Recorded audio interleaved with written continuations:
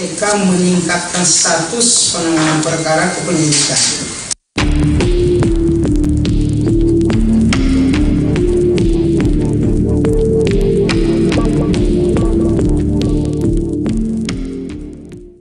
Ya, pemirsa, perbincangan kita lanjutkan masih bersama dengan Bang Febri Henry dari peneliti ECW. Oke, Bang Febri, kalau kita lihat track record dari tersangka ini, gitu ya, Pak Tony sendiri ini kan Dirjen Hubungan Laut di Kementerian Perhubungan sendiri, ini anggota Satgas Anti Pungli sendiri, begitu. Ini memberikan sinyal begitu bagi masyarakat bahwa tidak ada keseriusan begitu ya untuk tadi memberantas pungli dan juga suap begitu di Kementerian Perhubungan. Anda juga melihat seperti itu. Pernah menjadi anggota Satgas Anti Pungli juga? Ya, oke. Saya sendiri pernah menjadi anggota Satgas OPP Kemenhub.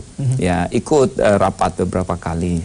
Dan kesan kami setelah ikut Satgas itu pada tahun 2016, kami melihat tidak serius. Ya, contoh ya.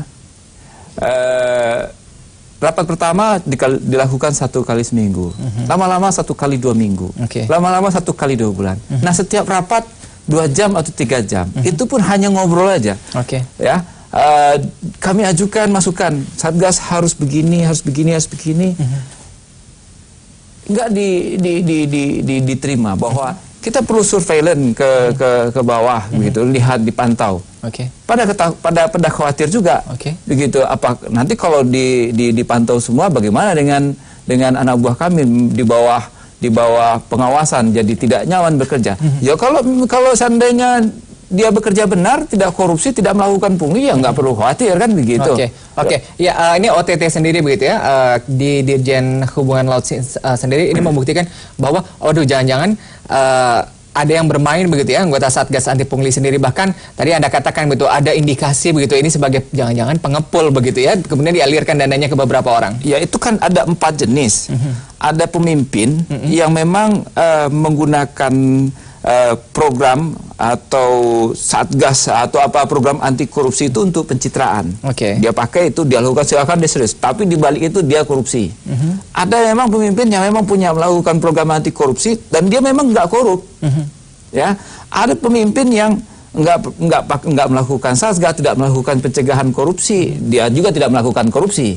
Ya, ada juga tuh yang seperti itu, yang lihat-lihat kalau seandainya kita ya udah diam aja lah, kalau ini mengungkap korupsi itu kan ribut-ribut. Nah, kalau ribut-ribut nanti kan kita nggak bekerja, nanti ada lagi yang semacam gitulah, bikin gaduh begitu. Ada yang tidak melakukan program pencegahan korupsi, tidak menggunakan isu korupsi untuk pencitraan, tapi juga melakukan korupsi. Nah, di antara itu yang paling banyak, yang terakhir ini, tidak melakukan pencegahan korupsi, tapi juga melakukan korupsi.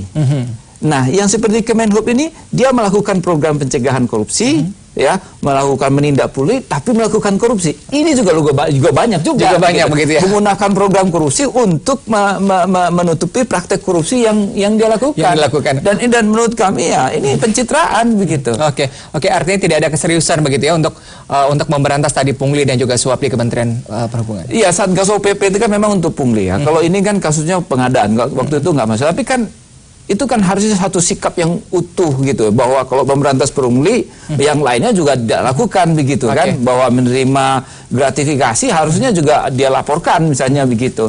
Terus juga kalau itu uang terima kasih kan, kalau sekarang pertanyaannya, apakah orang yang memberikan uang terima kasih itu akan memberikan uang itu kepada dia kalau seandainya dia tidak jadi dirjen?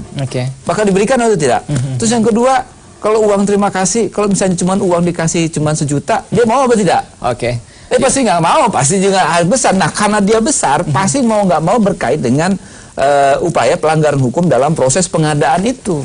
Ya, banyak yang melihat begitu ya bahwa kewenangan yang dimiliki oleh Dirjen begitu ya, khususnya di Kementerian Perhubungan sendiri, ini menjadi lahan basah begitu untuk melakukan korupsi, terutama untuk tadi saya katakan perizinan gitu ya. Perizinan misalnya soal kapal berlayar, surat izin pelaut, ya, soal kapal berlayar. Kalau benar-benar diinspeksi, itu kapal di Indonesia, terutama kapal domestik, itu sebenarnya nggak layak untuk berlayar. Tapi kita tahu bahwa kapal-kapal itu pada berlayar semua, ya kan? Nah, memang di dalam beberapa diskusi disebutkan kalau seandainya kita tegakkan aturan bahwa standar itu harus dipenuhi, memang tidak banyak kapal yang berlayar, tapi harus kita biarkan. Tapi kan ini celah abu-abu yang bisa dimanfaatkan juga. Kalau dirimu berlayar tapi dirimu tidak memenuhi persyaratan berlayar, misalnya begitu, ya terserah mau boleh berlayar dengan ngasih kami uang atau tidak berlayar sama sekali, bisa jadi abu-abu seperti itu. Akhirnya empat lipat begitu ya, Bang Febri. Ini bagaimana untuk menutup celah begitu ya, melihat bahwa potensi celah korupsi dan juga suap di Kementerian Perhubungan khususnya begitu ya. Ini begitu lebar begitu ya kesempatannya sini. Ini bagaimana caranya untuk menekannya? Pertama, kalau menurut kami pemimpinnya dulu berkomitmen dan serius. Ya, jangan jadikan program anti korupsi, satgas dan segala macam itu untuk pencitraan. Ya, kalau mau bikin satgas program seriuslah, alokasikan anggaran dan serius buat pertemuan itu. Ya, kalau seandainya program itu membuat takut anak buahnya, berarti memang banyak korupsi di situ. Tapi kalau satgas itu justru tidak ada masalah, ya berarti nggak ada masalah begitu. Nah, program pencegahan korupsi ini kan memang tidak langsung serta-merta cepret harus selesai semuanya begitu, harus selesai dalam waktu singkat, dia bertahap begitu. Nah, banyak yang bisa dilakukan, ya dipantau, diawasi anak buahnya begitu. Dan anak buahnya juga siap juga harus dipantau, bahwa kami siap dipantau, kalau kami tidak masalah. Ya, baik dipantau soal kepatuhan terhadap perundang-undangan, harta kekayaannya begitu. Tapi Bang Febri, di kasus ini apakah ini bisa menjadi pintu masuk begitu ya? Tadi lagi-lagi untuk mengungkap begitu. Tadi permainan begitu ya, perizinan, celah-celah korupsi di Kementerian Perhubungan. Kalau menurut kami begitu, kami melihat ada banyak proyek di pengadaan di Kemenhub, misalnya pengadaan kapal. Seberapa besar ini bisa menjadi justice kolaborator? Nah, kalau justice kolaborator tergantung. Apakah memang kalau uang yang dia miliki, karena dia sepertinya kapal keruk juga ya, dan kemudian apakah dia mendistribusikan uangnya ke pihak-pihak lain, terutama pihak yang lebih tinggi begitu. Nah, kalau memang dia menyampaikan ke situ dan nampaknya itu terkait dengan jabatan pihak yang lebih tinggi, itu ya tentu aja kita bisa dia jadi justice collaborator sepanjang memang informasi yang dia miliki dan bukti yang dia miliki itu bisa menyeret pihak-pihak yang lebih tinggi dan lebih besar. Terkait dengan kinerja KPK. Kalau KPK menurut kami sih bagus ya, OTT. Nah, cuman kan di sisi lain kan kalau terlalu banyak KPK melakukan OTT, bagaimana dengan masyarakat yang melapor korupsi? Kan masyarakat kan juga berharap dengan KPK untuk menangani laporannya dia. Kalau OTT-nya kebanyakan, nanti siapa yang nanganin laporan masyarakat? Ya kita harapkan ada tindak lanjut dan ini menjadi pintu masuk begitu ya untuk pengungkapan tadi suap dan juga gratifikasi begitu di kementerian. Terima kasih Bang Febri bersama kami.